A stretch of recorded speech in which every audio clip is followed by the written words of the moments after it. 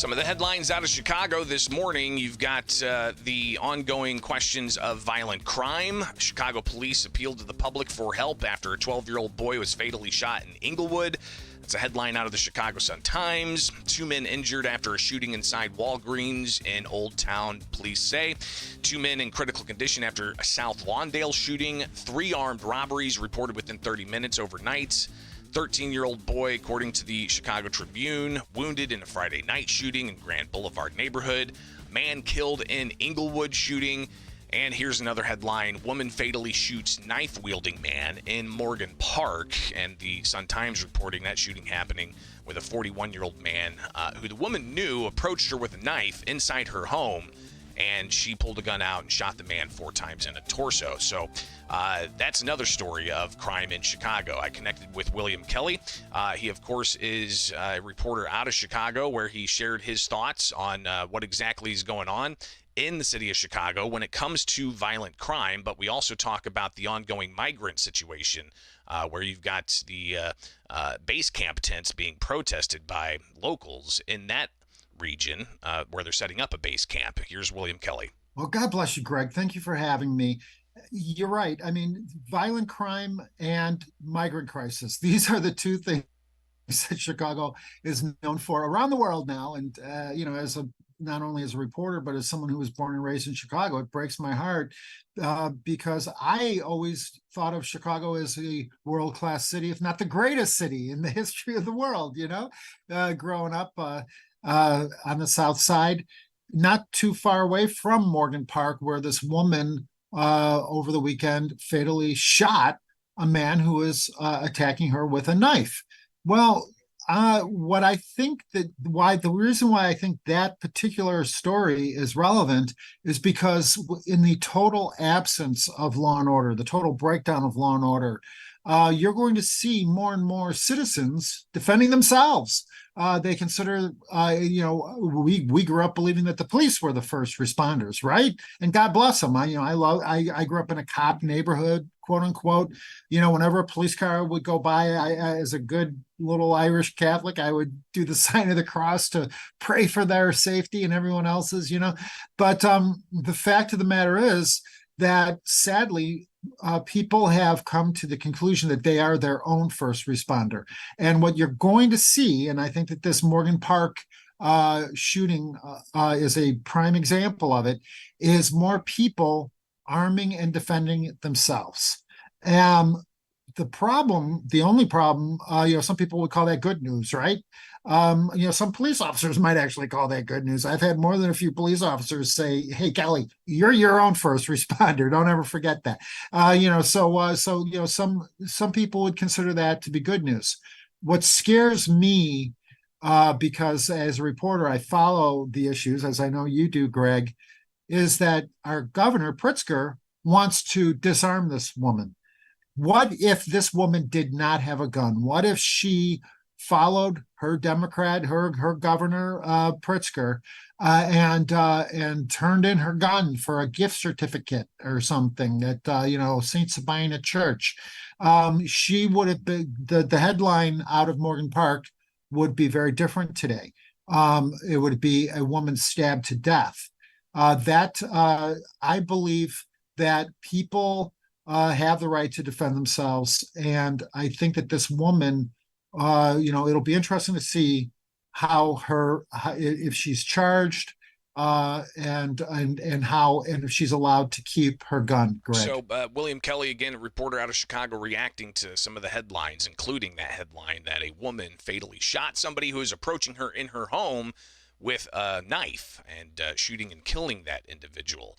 So clearly that's an ongoing situation. Something else ongoing is the migrant situation, where you've got the base camps that are going to be set up for migrants in Chicago. More than 18,000 migrants have come over the past 13 months, according to reports, and they've been held up at police stations. They've been in YMCA buildings. They've been in, school buildings and a variety of other places. But with it getting colder now, some of those that are on the streets in tents clearly need some better types of accommodations, and taxpayers are going to be paying for a $30 million contract with Garda World to set up a migrant base camp tent. And this is clearly something that we've seen elsewhere where protests have spurred up because of the migrant situation. And Block Club Chicago reporting on this with Alderman Julio Ramirez allegedly being attacked, according to Block Club. But William Kelly says that after reviewing that video of the protests there last week, where you had a whole bunch of, it looked like diverse individuals in this neighborhood, not happy with the direction the city's going and setting up base camp operations for these migrants. So here's William Kelly reacting to some of the headlines out of that situation. Well, Greg, it's very, again, as a reporter, it's very upsetting. And as a citizen, it's upsetting because this alder person, Julia Ramirez, Alderman Ramirez, she crashed a rally. These people, the way it was portrayed, certainly by our governor and our mayor, who both issued statements on the incident, it was portrayed as if right-wing extremists attacked this alderman. But it was, I reviewed the video, and not only did I not see a violent attack, I saw an alder person, Julia Ramirez, feeling that she was very entitled. She crashed a rally of her residents, primarily Hispanic, by the way, Greg, kind of an ironic, important point to be made.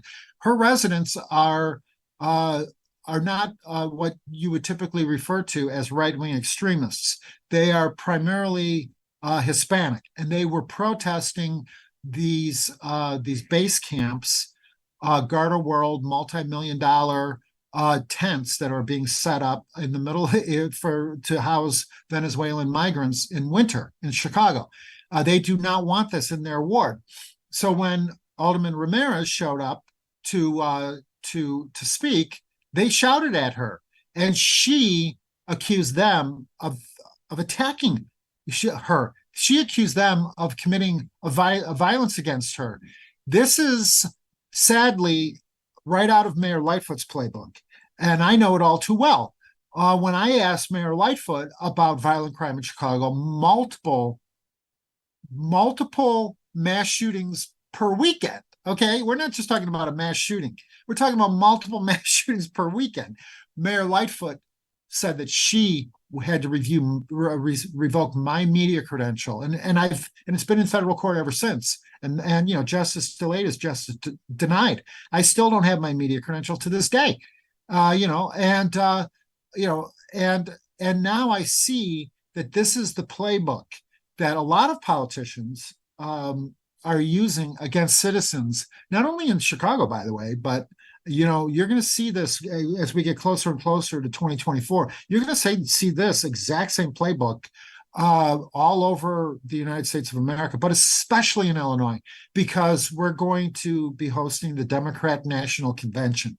So be on the lookout for many reporters, many citizens being criminalized, being called right-wing extremists, wink, wink, and arrested and sent to prison.